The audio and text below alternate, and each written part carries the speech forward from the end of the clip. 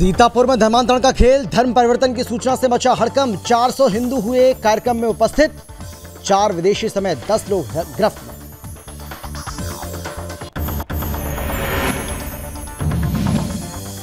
चंदौली के बिजली विभाग में भ्रष्टाचार का बोलबाला, कनेक्शन के बदले अधिकारी करते हैं घूस की मांग। पीड़ित ने की सुदर्शन न्यूज की टीम से मदद की अपील। एसडीओ ने कहा जांच के बाद दोषियों पर होगी कार्रवाई। कानपुर में पकड़े गए बांग्लादेशी नागरिक का बड़ा खुलासा, नागरिकता जानने के बाद की थी इरफान ने मदद। जो दस्तावेज मिले थे उसने पुलिस को उड़ा दिए थे होश। अखिलेश इरफान मुलाकात से गरमाई सियासत।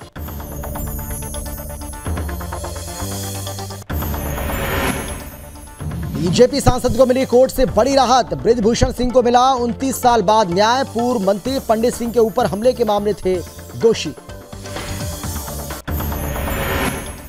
और प्रतिबंधित उग्रवादी संगठन अल्फा पर रोक, डिब्रूगढ़ में उच्च स्तरीय बैठक आयोजित। उल्फा की धन उगाही अभियान में जोरों पर, रोक लगाने के लिए असम पुलिस सख्त।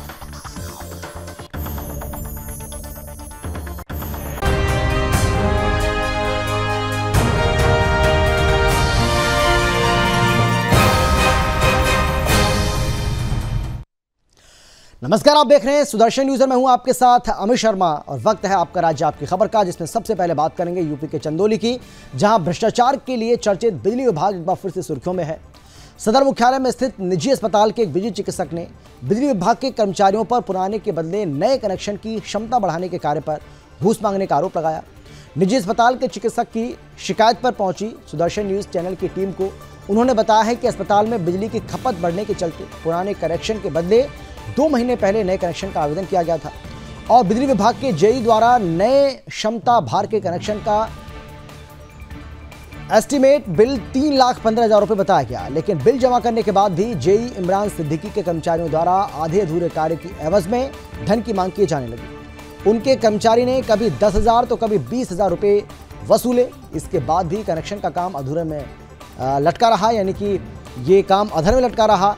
नए कनेक्शन का कार्य अभी पूरा नहीं हुआ है कि बिजली मीटर लगवाने के नाम पर उनकी कर्मचारियों की ओर से धन की डिमांड की जाने लगी। हालांकि पूरे मामले में एसडीओ ने जांच के बाद दोषियों के खिलाफ सख्त कार्रवाई करने का भरोसा दिया है।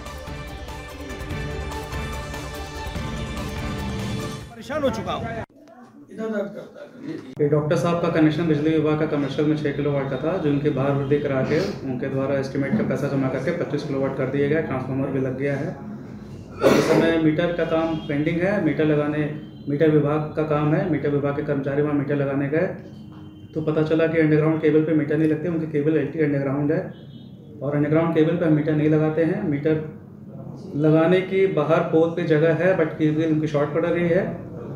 उनसे बात करके समस्या का दूर कर लिया जाएगा और जो भी उन्होंने आरोप लगाए हैं उसकी जाँच की जाएगी और सही पाया जाएगा तो दोषियों के खिलाफ कार्रवाई की जाएगी। बिजली विभाग के कर्मचारियों और अधिकारियों द्वारा शोषण किया जा रहा है।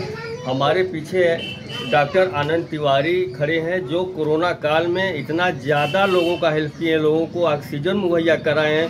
आज इस हॉस्पिटल के साथ बिजली विभाग के कर्मचारियों अधिकारियों द्वारा शोषण किया जा रहा है। इन हॉस्पिटल के लोगों से, यहाँ के कर्मचारियों से और यहाँ के जो डॉक्टर हैं उनसे घूस मांगा जा रहा है। एक कनेक्शन के लिए इनसे 10,000 रुपये की बराबर मांग की जा रही है। कोई 10,000 लेके जा रहा है, कोई 20,000 मांग रहा है। आज ये पीड़ित होकर के सुदर्शन न्यूज चैनल टीम को बुलाए हैं जिससे इस हॉस्पिटल को न्याय मिले। डॉक्टर साहब, यहाँ पे क्या समस्या थी आपको? मैं विगत पिछले 10 सालों से 12 सालों से मेरा हॉस्पिटल चल रहा है। पहले ये बहुत छोटा हॉस्पिटल हुआ करता था। जब मैंने इसमें 6 किलोवाट का कनेक्शन लिया था, जिसका उद्घाटन 5 फरवरी को है और मैंने उसके लिए पिछले 1.5 महीने से बिजली विभाग को आवेदन किया और 25 किलोवाट का मैंने अपने कनेक्शन को कराने की मांग की, जिसपे बिजली विभाग द्वारा 3,15,000 कुछ रुपए का मुझे नंबर 1 में उन्होंने कहा कि ये पैसे आप जमा कीजिए, तब इस पर आपका आगे का कार्रवाई होगा। मैंने सारे पैसे आरटीजीएस के तहत मैंने जमा किए। उनको जमा करने के बाद भी 1.5 महीने हो गए, अभी तक कोई बात नहीं हो रही थी। मैं कई बार एसडीओ साहब से बोला, मैं कई बार जेई साहब से बोला, हाँ हो जाएगा, अभी एस्टीमेट आता है, आप एक केबल ले आइए, खंबे तक केबल करवा दीजिए। मुझे पिछले 25 दिन हो गए केबल लगाए हुए खंबे तक, अभी तक नहीं हो पाया। यूपी के कानपुर जेल में बंद सपा विधायक इरफान सोलंकी से पार्टी अध्यक्ष अखिलेश यादव ने सोमवार को मुलाकात की। इसके ठीक बाद से कानपुर की पुलिस सक्रिय हो गई है। दरअसल यहां बांग्लादेशी नागरिक रिजवान को पकड़ा गया था, जिस मामले में जानकारी सामने आई थी कि इरफान सोलंकी ने उन्हें प्रमाण पत्र दिलवाने में मदद की थी। दरअसल 11 दिसंबर को कानपुर पुलिस ने बांग्लादेशी नागरिक रिजवान और उसके परिवार के 4 सदस्यों को गिरफ्तार किया था। फर्जी प्रमाण पत्र के साथ पकड़े गए रिजवान से इंटेलिजेंस ब्यूरो ATS और पुलिस ने पूछताछ की थी। पुलिस ने बताया कि रिजवान ने पूछताछ में ये बात कबूल की थी कि इरफान सोलंकी को पता था कि वो बांग्लादेशी नागरिक और इसके बावजूद उसकी मदद की गई। इस मामले में इरफान सोलंकी को गिरफ्तार कर लिया गया है। वहीं ज्वाइंट CP आनंद प्रकाश तिवारी ने बताया कि हिरासत में मोहम्मद रिजवान से पूछताछ की गई तो उसने इस बात की पुष्टि भी की कि इरफान सोलंकी ने न केवल उसे ये दस्तावेज उपलब्ध कराया बल्कि हर संभव सहायता भी की, जिसके कारण एक विदेशी बांग्लादेशी नागरिक ने आधार कार्ड बनवाया था। वहीं उप मुख्यमंत्री ब्रजेश पाठक ने कहा कि सपा हमेशा से गुंडों माफियाओं के साथ रही है और उनका साथ देती रही है। जेल में गुंडे माफिया बंद हैं और उन्हीं से मुलाकात करते हैं। तो अभियुक्त इस मुकदमे के हैं मोहम्मद रिजवान, उन्हें न्यायालय में लाने का निर्देश दिया है। कल पुनः इस पर बहस होगी और हम एक बार पुनः पुलिस अभिरक्षा के लिए माननीय न्यायालय के समक्ष प्रार्थना पत्र दे करके उनसे निवेदन कर रहे हैं कि हमें दिया जाए, जिससे कि हम अग्रेतर कार्यवाही कर सके। इसी क्रम में मुकदमा अपराध संख्या 54/22 अंतर्गत धारा 419, 420, 467, 468, 471, 120, 13 विदेशी अधिनियम और 14 विदेशी विषयक अधिनियम में इरफान सोलंकी को गिरफ्तार किया गया है। और जो प्रपत्र पाए गए थे हाजी इरफान सोलंकी के द्वारा हस्ताक्षरित, जब पुलिस अभिरक्षा में लेकर के पूछताछ किया गया, भारतीय विशिष्ट पहचान पत्र आधार जो कि सभी विभिन्न पहचान पत्रों को समाप्त करके भारत में यूपी के देवरिया में भारतीय स्वतंत्रता संग्राम में अंग्रेजों को बहुविधि क्षति पहुंचाने और स्वतंत्रता संग्राम को धन मुहैया कराने के लिए सरकारी खजाने ले जा रहे ट्रेन को काकोरी में लूटने वाले भारत माता के सपूतों में गोरखपुर की जेल में पंडित रामप्रसाद बिस्मिल को 19 दिसंबर सन 1927 को फांसी दे दी गई थी। वहीं फांसी से कुछ दिनों पहले जेल में मिलने पूर्वांचल के गांधी बाबा राघव दास जी गए थे, जहां उन्होंने पंडित रामप्रसाद बिस्मिल से मुलाकात की। बिस्मिल ने बाबा राघव दास का आपको बता दें कि बिस्मिल ने बाबा राघव दास जी से अपनी फांसी के बाद अंतिम संस्कार किए जाने की इच्छा व्यक्त की थी और इसी को देखते हुए बाबा राघव दास जी ने उनकी इच्छा का सम्मान करते हुए गोरखपुर स्थित राप्ती नदी के तट पर दाह संस्कार किया और अस्थि कलश लेकर देवरिया जनपद के बरहज आश्रम ले गए और आश्रम परिसर में ही अस्थि कलश स्थापित कर दिया और इसी के चलते देवरिया में कार्यक्रम आयोजित किया गया और पंडित रामप्रसाद के अस्थि कलश की स्थापना भारतवर्ष में यहीं देवरिया जनपद के बरहज में ही स्थापित है।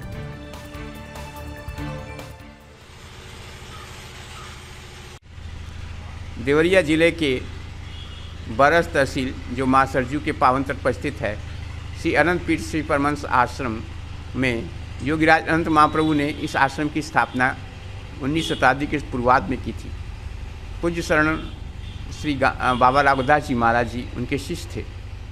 उनकी इस महान साधना से प्रभावित होकर बाबा राघवदास जी ने समाज सेवा में अभूतपूर्व योगदान दिया। इस बीच चौरी चौरा कांड में उनकी देशभक्ति को देख के पंडित रामप्रसाद बिस्मिल यहाँ अधिकतर आया करते थे और दोनों के बीच घनिष्ठ संबंध था। वे स्वतंत्रता आंदोलन कैसे प्राप्त होगा, इसमें क्या अच्छाइयाँ हैं, क्या बुराइयाँ, क्या कठिनाइयाँ हैं, इस पर विमर्श करके वे एक दूसरे की। और चलिए अब बात करेंगे यूपी के मोदी नगर की, जहां पठान फिल्म के विरोध में हिंदू जागरण मंच के लोगों की ओर से शाहरुख खान का पुतला दहन किया गया। दरअसल पठान मूवी के गाने बेशरम रंग को लेकर लोगों में बेहद आक्रोश बना हुआ है। इस गाने में दीपिका पादुकोण ने जो भगवा रंग की अश्लील ड्रेस पहनी है, उससे हिंदू समाज की भावनाओं को आहत पहुंची है, जिससे हिंदू समाज आक्रोश में है और इसकी कठोर निंदा भी कर रहा है। सेंसर बोर्ड से ये मांग कर रहा है कि इस फिल्म पर तुरंत बैन लगाया जाए। हिंदू जागरण मंच ने गाजियाबाद और मोदी नगर के सिनेमाघरों पर फिल्म नहीं चलने देने का फैसला लिया है। इस मौके पर सैकड़ों लोग उपस्थित रहे। हिंदू हित का हनन हुआ तो आज हम पठान मूवी में जो हमारे भगवा का अपमान किया गया है, उसके विरोध में हम शाहरुख खान का पुतला फूंकने आए हैं। यह जिहादी सुअर हमारे धर्म का अपमान कर रहा है, हम इसका विरोध करते हैं और ऐसे जाहिलों को, सुअर को, इसे इसकी औकात दिखाने का कार्य करेंगे। अगर पठान मूवी किसी भी गाजियाबाद जिले में किसी भी हॉल में चलेगी तो उसका हॉल का जिम्मेदार स्वयं हॉल मालिक होगा, हमारी कोई जिम्मेवारी नहीं होगी। सरकार अपना कार्य कर रही है, हमारा संगठन अपना कार्य कर रहा है। हम हिंदूवादी नेता हैं, हिंदुत्व का काम करते हैं, हम हिंदुत्व के लिए है। सरकार से हमारा कोई मैटर नहीं, यह काम हमारा है, यह हिंदूवादी नेताओं का काम है, हिंदू धर्म का काम है। इसलिए हमारा भगवा कलर हमारे।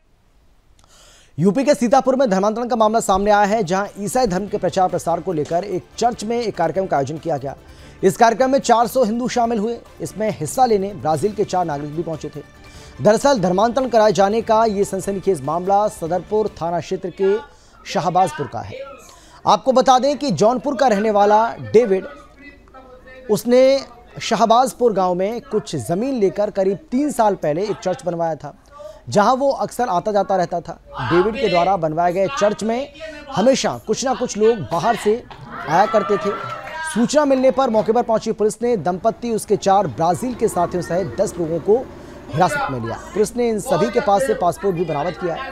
फिलहाल धर्मांतरण कराए जाने के मामले को लेकर पुलिस अधिकारियों सहित LIU के अधिकारी पूछताछ में जुटे हुए हैं।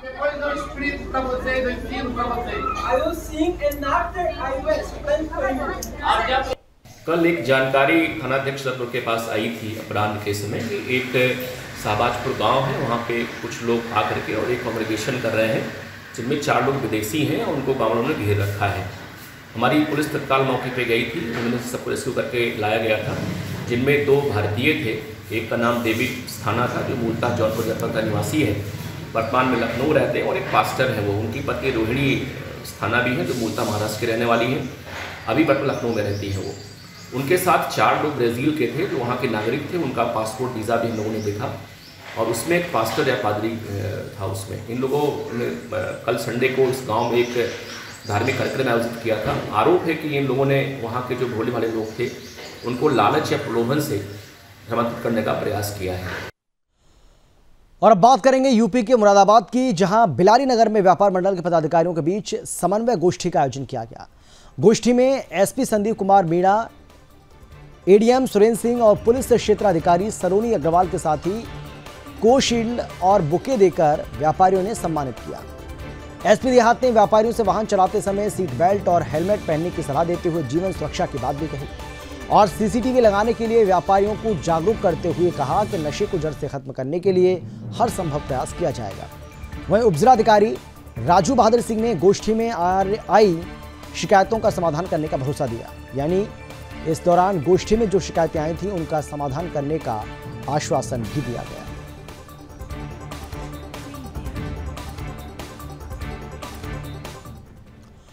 और चलिए बात करेंगे यूपी के बिजनौर की, जहां एक किसान का शव खेत में मिलने से हड़कंप मच गया। खेत में रखवाली कर रहे किसान की अज्ञात बदमाशों ने सर में गोली मारकर दिन दहाड़े हत्या कर दी और वारदात को अंजाम देकर आसानी से फरार भी हो गए। मौके पर पहुंची पुलिस ने शव को कब्जे में लेकर पोस्टमार्टम के लिए भेज दिया है। दरअसल ये पूरा मामला ग्राम रहमापुर जंगल का है।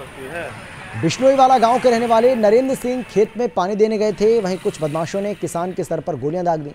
स्थानीय लोगों को जब किसान का शव गांव के जंगल में पड़े होने की खबर मिली तो उन्होंने SP राम अर्ज को इस बात की सूचना दी। मौके पर पहुंचे SP ने भी घटनास्थल का जायजा लिया। फिलहाल पुलिस ने मामला दर्ज कर लिया है और आगे की कार्रवाई जारी है। आज प्रातः लगभग 8 बजे थाना कोतवाली देहात पर सूचना प्राप्त हुई कि रहमापुर के जंगल में अजय पाल सिंह के खेत में एक व्यक्ति का शव खून से लथपथ औंधे मुंह पड़ा हुआ है। इस सूचना पर थाना प्रभारी कोतवाली देहात एवं क्षेत्राधिकारी नगीना मय फोर्स के मौके पर पहुंचे। आसपास के गांव के लोग भी आ गए। शव की पहचान नरेंद्र सिंह सनाफ रूपचंद सिंह निवासी इस्लामपुर बिश्नोईवाला के रूप में हुई। शव को देखने से प्रथम दृष्टया प्रतीत हो रहा है कि किसी व्यक्ति द्वारा सर में गोली मारकर हत्या की गई है। शव का पंचायतनामा भरकर पोस्टमार्टम के लिए भेजा गया है। मृतक के बेटे की तहरीर पर हत्या का मुकदमा दर्ज करके इसकी विवेचना की जा रही है। घटना के अनावरण के लिए 3 टीमें गठित की गई हैं। और अब खबर है यूपी के गोंडा से, जहां 29 साल बाद पूर्व मंत्री स्वर्गीय पंडित सिंह के ऊपर जानलेवा हमले के मामले में कोर्ट का बड़ा फैसला आया है।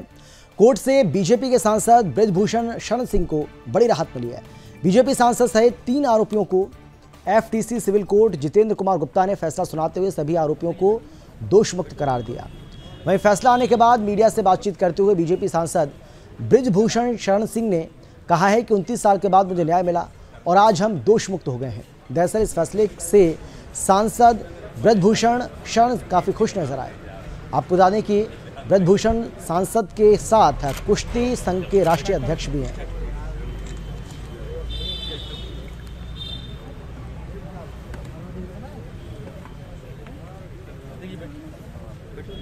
न्यायपालिका पर मुझे पहले भी भरोसा था, आज भी भरोसा है, आगे भी भरोसा रहेगा। चलिए, जो चैप्टर क्लोज हो गया वो क्लोज हो गया, वो सब जजमेंट में दिया होगा क्या कारण है, लेकिन 29 साल के बाद मुझे न्याय मिला, जिसको पा करके मैं। खबर है यूपी के हरदोई से, जहां लोनार कोतवाली क्षेत्र में स्कूली बच्चों से भरी वैन और जेसीबी में टक्कर हो गई, जिसमें 8 छात्र घायल हो गए, जिनको इलाज के लिए पुलिस ने सीएससी में भर्ती कराया, जहां प्राथमिक उपचार के बाद 6 को डिस्चार्ज किया गया, जबकि ड्राइवर सहित 3 बच्चों को मेडिकल कॉलेज रेफर किया गया। घने कोहरे की वजह से हादसा होने की बात सामने आ रही है। इस पूरे मामले में एसडीएम स्वाति शुक्ला जांच करने मौके पर पहुंची। इस मौके पर उन्होंने बताया कि मार्ग मरम्मत का काम चल रहा था, जिसमें कोहरे की वजह से सामने से आ रही वैन की खड़ी जेसीबी में टक्कर हो गई, जिससे बच्चे और ड्राइवर गंभीर रूप से घायल हो गए। एसपी राजेश द्विवेदी ने बताया कि इस मामले में किसी प्रकार की कोई तहरीर प्राप्त नहीं हुई है और तहरीर मिलने पर विधिक कार्रवाई की जाएगी। लोनार क्षेत्र में प्रातः एक स्कूली वैन जा रही थी, जिसमें कुछ बच्चे थे। अचानक सड़क के किनारे खड़े जेसीबी का जो सामने वाला हैंडल है वो गिर गया, संभवतः प्रेशर लीक हो गया। संज्ञान में आया था कि एक बस जेसीबी से फॉग की वजह से लड़ गई और उसमें कुछ बच्चे नेवादा मोड़ पे और चोट लग गई बच्चों को, तो उन्हीं बच्चों को मैं देखने आई हूँ। कुछ बच्चे तो स्टेबल हैं, 1-2 बच्चों को रेफर कर। इलाहाबाद विश्वविद्यालय परिसर में हुई हिंसा और आगजनी में इलाहाबाद यूनिवर्सिटी में तैनात गार्ड्स पर एफआईआर दर्ज की गई, जिसमें छात्रों के साथ मारपीट और फायरिंग का आरोप है। दरअसल एक दिन पहले गेट खोलने के लिए छात्र नेता और विश्वविद्यालय के सिक्योरिटी गार्ड्स के बीच झड़प में भारी बवाल हुआ। मारपीट में छात्र नेता विवेकानंद का सिर फट गया। आरोप है कि गार्ड्स ने लाठी, रॉड और छात्र को पीटा, फायरिंग भी की गई, जिससे कई छात्र जख्मी हुए। इसके बाद हॉस्टल से जुटे सैकड़ों छात्रों ने पथराव करते हुए पलटवार किया। इस दौरान छात्र संघ भवन से कुलपति कार्यालय के आगे तक तोड़फोड़ और आगजनी की गई। 2 बाइक जला दी गई, कई गाड़ियां, गमले, कुर्सियां, कांच तोड़ दिए गए। पुलिस कमिश्नर और डीएम ने पूरे जिले की फोर्स को बुलाकर स्थिति को काबू में किया। विश्वविद्यालय में तानाशाही चरम पे है। विश्वविद्यालय प्रशासन के सह पर गिरोह बंद 40-50 गार्ड, प्रभाकर सिंह जो गार्ड है उसके नेतृत्व में आए और यहाँ पर गोली चलाई, जानलेवा हमला किया। असम में प्रतिबंधित उग्रवादी संगठन अल्फा की बढ़ती गतिविधियों को लेकर डिब्रूगढ़ में उच्च स्तरीय बैठक आयोजित की गई। इस बैठक में डीजीपी विशेष जीपी सिंह, भारतीय सेना, सीआरपीएफ, असम राइफल्स और केंद्रीय राज्य खुफिया एजेंसियों के अधिकारियों के साथ विस्तार से चर्चा की गई। आपको बता दें कि असम के सीमांत क्षेत्रों में प्रतिबंधित उग्रवादी संगठन उल्फा की गतिविधियों में तेजी देखी जा रही है, जहां उल्फा की धन उगाही अभियान जोरों पर है। वहीं रोक लगाने के लिए असम पुलिस ने अब कमर भी कस ली है।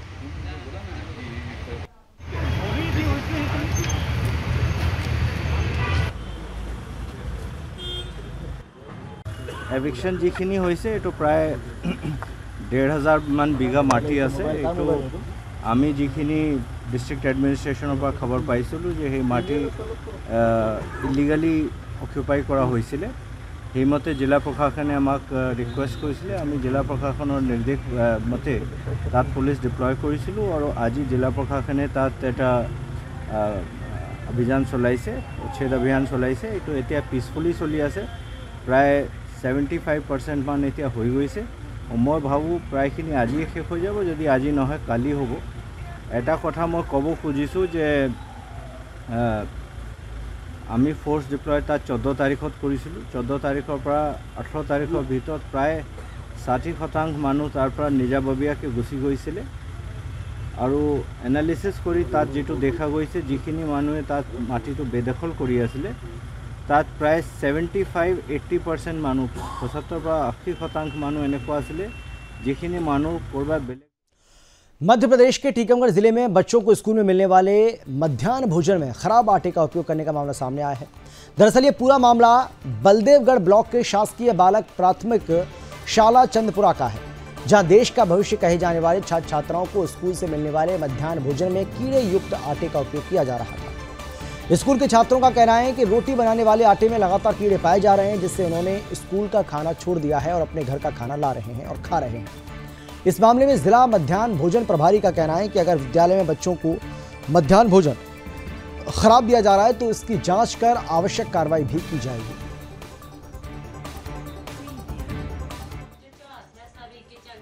और कीड़े रहते हैं रोज खाने में कीड़े निकलते हैं।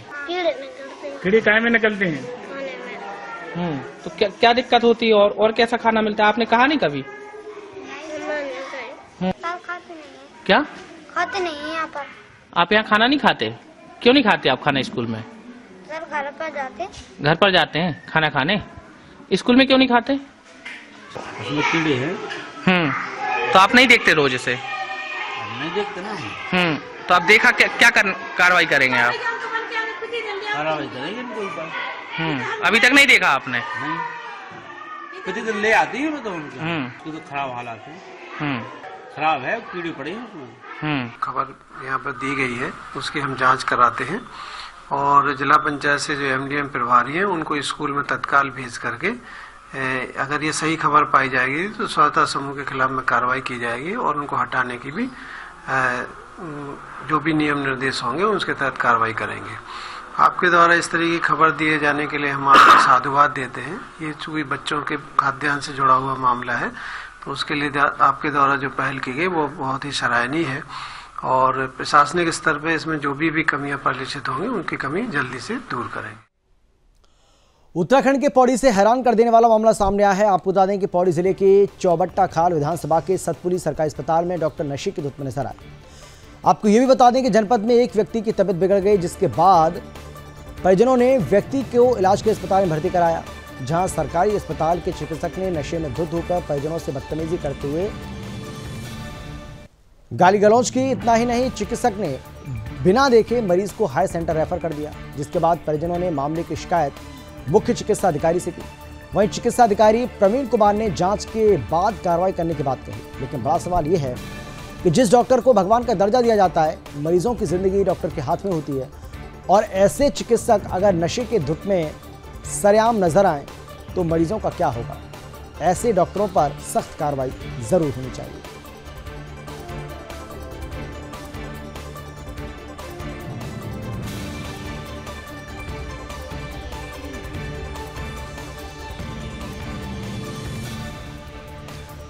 तो डॉक्टर जिसको भगवान का दर्जा दिया जाता है, अगर वही भगवान वही डॉक्टर इस तरीके से नशे में धुत पाया जाएगा तो मरीज उम्मीद किससे करेगा, ये अपने आप में एक अहम सवाल है। तस्वीरें आपको हम दिखा रहे हैं, उत्तराखंड के पौड़ी की तस्वीरें हैं, जहां पर एक डॉक्टर नशे में धुत नजर पाया। जब मरीज के जो तीमारदार हैं अपने मरीज को लेकर अस्पताल पहुंचे तो डॉक्टर की हालत देखकर वो भी हैरान रह गए।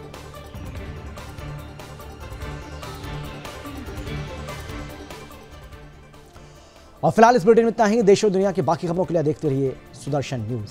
नमस्कार।